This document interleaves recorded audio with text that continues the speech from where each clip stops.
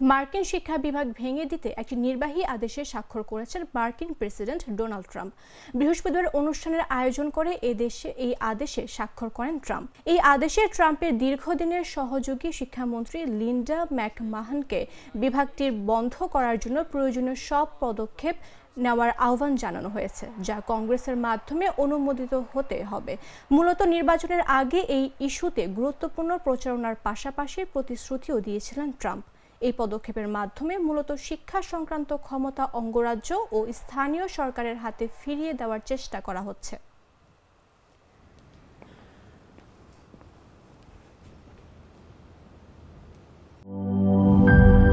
লাল সবুজের দেশে নতুন রঙের বেশে ঘরে বাহিরে সাজানো বলকে রেইনবো রেইনবো রেইনবো পেইন্টস রে সাশ্রয়ী দামে দেয়াল রাঙায় রেইনবো সবার রং সবার ঘরে ঘরে Rainbow Paints, the color of joy.